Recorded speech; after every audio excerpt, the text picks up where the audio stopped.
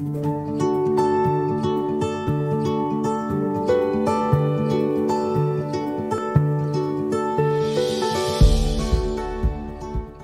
la nuit de dimanche à lundi, tout cela est arrivé avec une véritable sidération, puisque pour des millions de Birmans, on a vraiment l'impression qu'on a fait un saut dans le passé de 10 ans en arrière.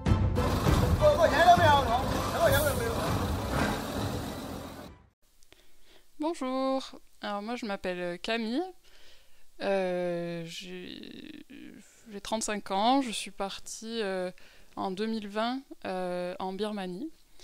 Ça fait déjà 3 ans que j'ai quitté mon métier de biologiste dans un laboratoire pharmaceutique pour me consacrer un peu plus à mes passions et à mes valeurs. Et en fait, j'ai voulu aller faire un travail d'aide voilà, dans une organisation, une ONG. Et donc, en décembre 2020, j'ai contacté une organisation qui s'appelle Life Project for Youth, qui est une ONG internationale qui travaille avec des jeunes pour leur insertion professionnelle. Donc c'est des jeunes exclus, donc des jeunes des bidonvilles, des jeunes légèrement handicapés, etc., qui ne peuvent pas trouver un travail, ou qui ont du mal à trouver un travail.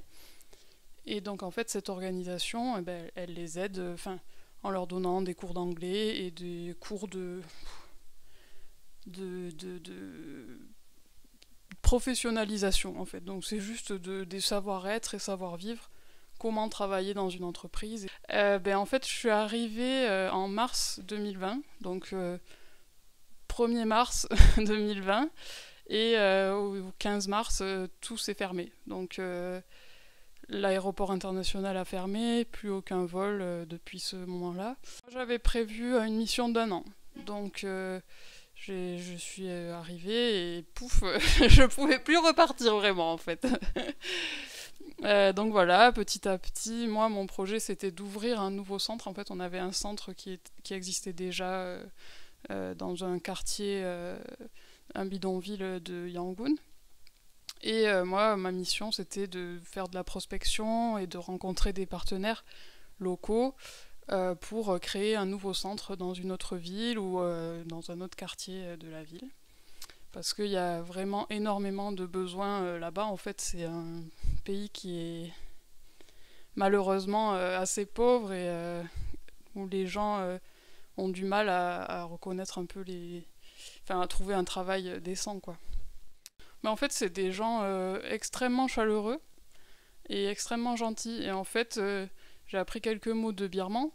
Et juste de leur dire Mingalaba, qui veut dire bonjour, ça leur met un grand sourire sur le visage et ils sont tout de suite prêts à partager et à se demander mais qu'est-ce qu'on fait là, parce qu'en plus on habitait vraiment dans un quartier vraiment un quartier pauvre, un quartier bidonville.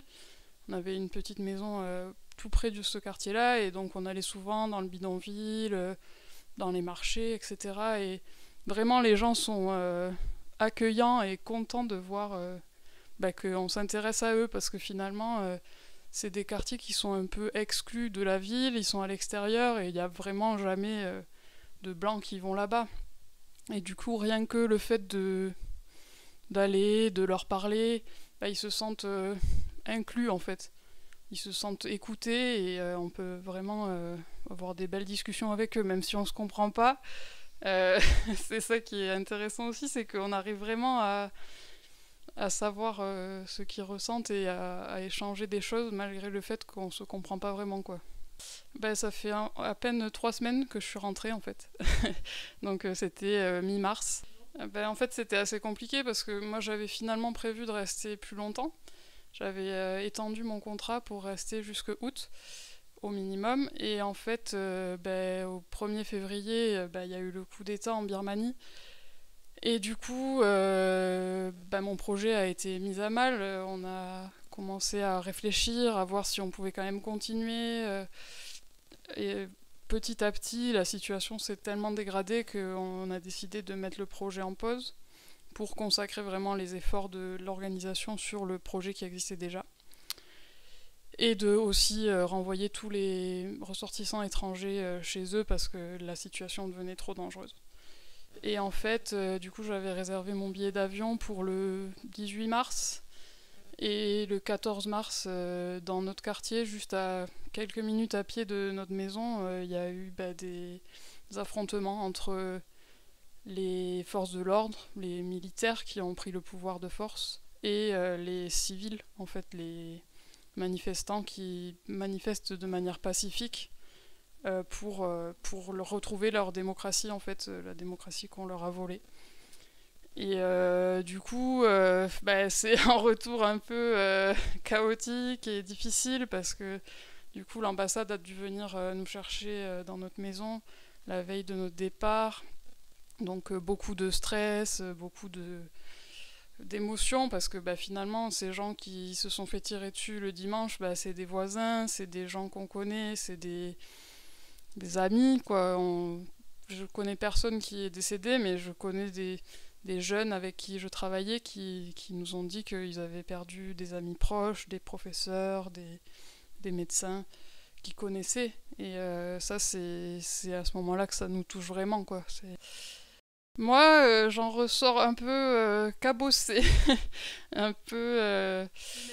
Oui, voilà, j'ai le cœur brisé d'avoir dû fuir ce pays que j'aime tant. Et j'ai ressenti ça un peu comme un abandon des gens avec qui j'ai travaillé jusque-là. Et de devoir partir comme ça, c'était très frustrant et très triste. Et beaucoup d'émotions à la fois, et en même temps la peur, et les derniers jours c'était vraiment l'impatience de rentrer aussi, quoi, parce que je savais que ma famille s'inquiétait beaucoup et que finalement ma présence sur place n'apportait pas grand chose de plus. Je me mettais en danger et finalement je mettais aussi les autres en danger parce que par exemple les jeunes avec qui j'ai travaillé, il y en a plusieurs qui sont venus voir à la maison si on était encore en sécurité, si on allait bien, alors que eux étaient eux-mêmes en danger en se promenant dans les rues, quoi. Donc voilà, toutes des choses comme ça qui me font dire ces gens sont tellement généreux et tellement ils ont rien, mais ils veulent vraiment ils étaient tellement reconnaissants du travail qu'on faisait avec eux qu'ils voulaient vraiment s'assurer qu'on était toujours en sécurité. C'est difficile à savoir parce que l'armée a décidé de couper tous les moyens de communication. Donc j'arrive encore à avoir quelques nouvelles par internet qui parfois se réallument par inadvertance sur place. Donc j'ai quelques nouvelles de collègues et d'amis sur place.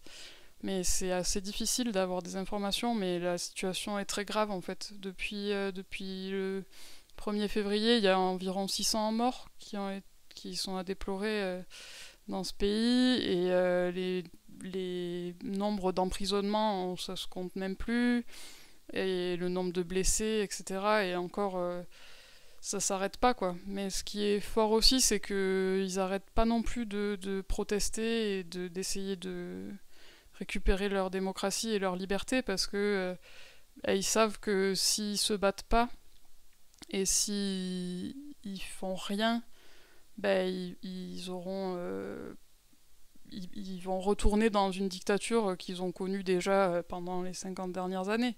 En fait, ça fait à peine 10 ans qu'ils avaient récupéré, qu'ils avaient trouvé un petit peu de liberté et qu'ils ont commencé à goûter à tout ce qui est information internationale et à avoir un peu accès à Internet, etc. Et là, qu'on leur enlève tout ça, ils sont pas d'accord et ils veulent vraiment se battre pour ça. Donc c'est ça qui est aussi vraiment beau à voir et fort, c'est que ils sont prêts à se battre jusqu'à la mort, quoi. Ils veulent pas laisser tomber, quoi. Donc malgré tous les dangers, malgré le fait qu'ils peuvent se faire tirer dessus à n'importe quel moment, ou se faire emprisonner ou quoi que ce soit, ils sont vraiment prêts à se battre et ils vont pas laisser tomber, quoi. Donc voilà. Après, on sait aussi que la communauté internationale, elle essaye de faire quelque chose, elle dit beaucoup de choses, mais il y a de gros enjeux géopolitiques, économiques, et ça va être difficile de recevoir une quelconque aide internationale.